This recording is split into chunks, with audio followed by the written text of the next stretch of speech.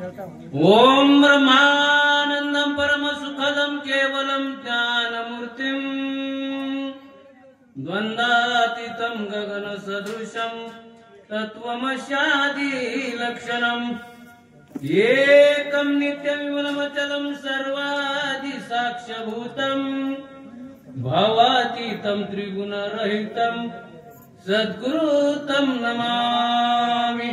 सद्गुरुनाथ महाराज की जय। चंद्र भगवान की जय। पवन सुत हनुमान की जय। पार्वती पते शिव हर हर महादेव। विश्वम्भर महाराज की जय। हरे हरे। श्री गणेशाय नमः, श्री सरस्वती नमः, श्री गुरुभ्याय नमः, सद्गुरु रामचंद्राय नमः।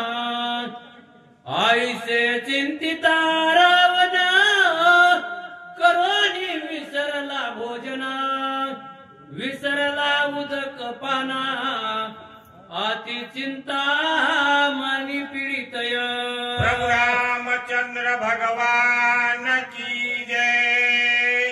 गौरी पुत्र गजानन, कौसल्या पुत्र रघुनंदन आणि अंजनी पुत्र हनुमान आणि एकनाथ महाराजाला दोन्ही हात जोडून नमस्कार करून कथेचा अनुसंधान सुरू झाला असता पुण्य पावन नगरी असलेले पारडी बुद्रुक हे गाव आणि या गावामध्ये श्रीहरी वंश कथा आणि या गावामध्ये आज चालू आहे। हरिवंशामधलं जे मूळ जे पुराण आहे ते आपल्या हरिवंशामधलं हे रामकथा हे पुराण आहे। भावार्थ रामायण आपल्या हिंदू धर्मातलं सगळ्यात श्रेष्ठ पुराण आहे आणि त्या पुराणातली कथा या पारडी बुद्रुक मध्ये आज चालू आहे। आणि या पारडी बुद्रुक गावामध्ये एवढे ज्ञानी गुणी सगळे सूचक आलेत आणि आता आम्हाला लहान पामराकडे आमच्याकडे आता ही सेवा आलेली आहे आणि आम्ही लहान पामर असून येडी वाकडी सेवा आमची मानून घ्यावी आणि कथेकडे वळतो। हनुमंतराय त्या द्रोणागिरी औषध आणण्याकरता गेले, उड्डाण केले आणि ते रावणाला कळालं। रावणाला कळाल्यानंतर रावणाची काय अवस्था झाली ते तुम्हाला सांगतो। आता रावणाला हनुमंत गेला म्हणल्याबरोबर रावण दचकला आणि दचकला तर कसा दचकला, त्याला खायचं कळणं, पियाचं कळणं आणि काय काय होऊ लागले ते पुढे ऐका। निद्रा न लगे से जैसी करीता से उठी बैसी, तव देखिया काळ निवेशी मग चरणाशी लागला। रावणाला झोपण्याकरिता सोन्याचा पलंग होता, त्याच्यावर फुलांची सेज होते, तरी त्या पलंगावर झोपल्यावर त्याला ते फुलं सुद्धा रुतू लागले। का? हा हनुमंत द्रोणागिरीवर औषधी आणण्याकरिता गेला। औषधी हा हनुमंत आणल्याशिवाय राहत नाही, लक्ष्मणाला उठिल्याशिवाय राहत नाही आणि एवढ्या या दोघा जणांमुळे सगळे पोटचे पाटचे सगळे मारले आणि आता हे दोघ जण उठल्यावर मला मारल्याशिवाय राहत नाही याची धचकी रावणाला लागली होते।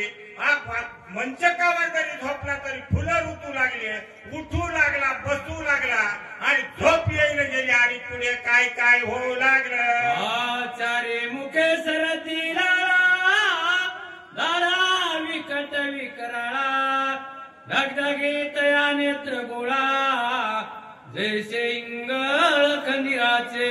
रावणाला झोप लागायला गेली, अन्न गोड लागायला गेलं, पाणी गोड लागायला गेलं, उठू लागला, बसू लागला, उठू लागला, बसू लागला आणि बाहेर असं पाहिल्याबरोबर या 10 तोंडाच्या राक्षसाला 4 तोंडाचा राक्षस येताना दिसले आणि आता ते 4 तोंडाचं राक्षस असं होतं, त्याला 4 तोंड होते, मोठाले तोंड होत्या, तोंडामध्ये लळाच्या तांबड्या लाल जीवा होत्या। त्याचं वर्णन कवी करता सांगू लागला, पुढे ऐका। हे जीवा मुखिया समसमित आती दीर्घ चारी हात, केस निळ कठीण तेत उवे दिसत सुळज जैशया आणि त्या चार तोंडाचा राक्षस रावणानं पाहिल्या बरोबर त्या चार तोंडाच्या राक्षसाचं वर्णन कवी करते सांगू लागले. असे त्याचे पाय मोठे असे तोंड, तोंडामध्ये तांबड्या लाल जिभा, रक्तासारखे तांबडे लाल डोळे आणि त्याच्या केसाचं वर्णन केलंय. जसे आपल्या पहिल्या काठीवर येड्या बाबळा म्हणतो तशा प्रकारचे डोक्याचे येड्या बाबळासारखे केस त्या चार तोंडाच्या राक्षसाचे रावणाने पाहिले. हे अति तिखट दाढा चारी, मुख समान पर्वत धरी, कापरायचा काळा शरीरी, मुखे चारी समसमित. असे सुळासारखे दात त्याच्या तोंडामध्ये, तोंड जर पाहिलं तर मोठ्या एका पर्वता एवढा एक एक तोंड त्या राक्षसाचं होता. आणि एवढाच आवाज ढवी असलेला राक्षस या रावणाने पाहिला. हे वृक्ष रोविले जैस्या सती, तैसा हात पाय दिसती, भिंगुळवानिया शरीराकृती, देखता भीती यम काळ. आणि एवढा पर्वतासारखं मुख असलेला राक्षस रावणाने पाहिला. त्याचा कलर म्हणला तर काळा, कुठं खापर असतो का खापर, खापरा इतका कलर त्या राक्षसाचा काळा होता.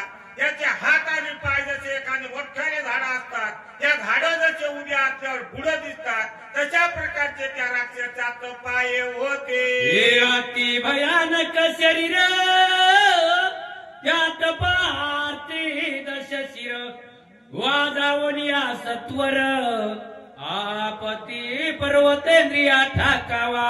आता या 10 तोंडाच्या राक्षसाने त्या 4 तोंडाच्या राक्षसाचं जे वर्णन केलं त्याच्याकडे पाहिल्याबरोबर पटकन या 10 तोंडाचं राक्षस उठलं. उठल्यावर काय करू लागलं. लवनादी सकळ समुद्र, अकुश द्वीप समग्र, लंघोनिया क्षीर समुद्र, पर्वतेंद्र या ठाकावा. आता कसं समजा एखादा असा मोठा समुद्राला हनुमंतराजाचे एका उडाणामध्ये सगळा समुद्र पार करतात, तशा प्रकारचे 10 तोंडाचं राक्षस उठलं आणि त्या 4 तोंडाच्या राक्षसाजवळ गेलं. अहो तुझ नभवे गे गमन, म्हणून आलो तुझ शरण, येथे गेला कपिनंदन, त्यासी विघ्न कराव्या. अरे 10 तोंडाचं राक्षसाचं ताबडतोब पळू त्या तोंडाच्या राक्षसामध्ये गेलं. त्याला हात जोडून शरण गेलं आणि शरण जाऊन काय म्हणू लागला. अरे बाबा म्हणला, तुझ्याजवळ मी आलो, तुला मनोवेग आहे. जसं हनुमंतराय उड्डाण करतात तशा प्रकारचं उड्डाण तुझ्याकडे आहे, म्हणून मी तुझ्याकडे आलो. कशाकरिता. हनुमंतराय उड्डाण करून आताच गेले आणि ती पुढे काय म्हणू लागलं. हे काळ नेहमी ऐक विनंती, लक्ष्मणा भेदरीसे शक्ती, उदया येता गभस्ती, सौमित्रनीची ती मरेल या. आता हे 10 तोंडाचं राक्षस रावण त्या कालने मीला बोलू लागला. अरे बाबा हे राक्षसा म्हणला, मी काय केले म्हणला. त्या रामाचा भाऊ असलेला लक्ष्मण, त्याला म्हणला मी ब्रह्मशक्ती मारली आणि ती ब्रह्मशक्ती त्याला मी मारले. आणि उद्या सकाळपर्यंत या हनुमंतानं जर औषध नाही आणलं तर सकाळी लक्ष्मण मेल्याशिवाय राहत नाही, असा राजा रावण बोलू लागला. आया लागी वायुनंदन, करोनिया सवेग उठान, दिव्या औषधी आणून, स्वये लक्ष्मण उठविल या. अरे ज्या लक्ष्मणाला मी शक्ती मारलेली आहे त्या शक्तीला औषध आणण्याकरिता हा कपिवर्य हा हनुमंतराय मला उड्डाण करून आत्ताच गेला. आणि हा हनुमंतराय उड्डाण करून गेला, मग औषध आणल्याशिवाय राहत नाही म्हणला. औषध आणेल आणि लक्ष्मणाला उठिल्याशिवाय राहत नाही, असा राजा रावण बोलू लागला. हो उदयान येता गभस्ती, अनोनी औषध समजती, वाचवा वया नित्यती, प्रतिज्ञा मारुती करू गेला. रावण बोलू लागला. हा हनुमंतानं प्रतिज्ञा केली, दिवस निघायच्या अगोदर जातो, औषध घेऊन येतो, लक्ष्मणाला उठतो. हे प्रतिज्ञा हनुमंताने केली, असा राजा रावण बोलू लागला. हो तत्काळ औषधी आणून आताच उठेल लक्ष्मण मग त्याचे झुंजेल कोण राम लक्ष्मण आतुर बळीया. आता राजा रावण बोलू लागला, अरे बाबा हनुमंत ज्याला औषध आणल्याशिवाय राहत नाही, लक्ष्मणाला उठल्याशिवाय राहत नाही. आणि लक्ष्मण उठल्यानंतर असे आतर बळी पराक्रमी असलेले राम आणि लक्ष्मण आणि मी आता त्याच्या संग कोण युद्ध करावं असा विचार रावण काल नेमीला बोलू लागला. ये आत्या बळे हवायुनंदन कळी काळा नाटो पेदान ओ बलिष्ठ सकळ वानर गण त्याशी कोण झुंजेल या.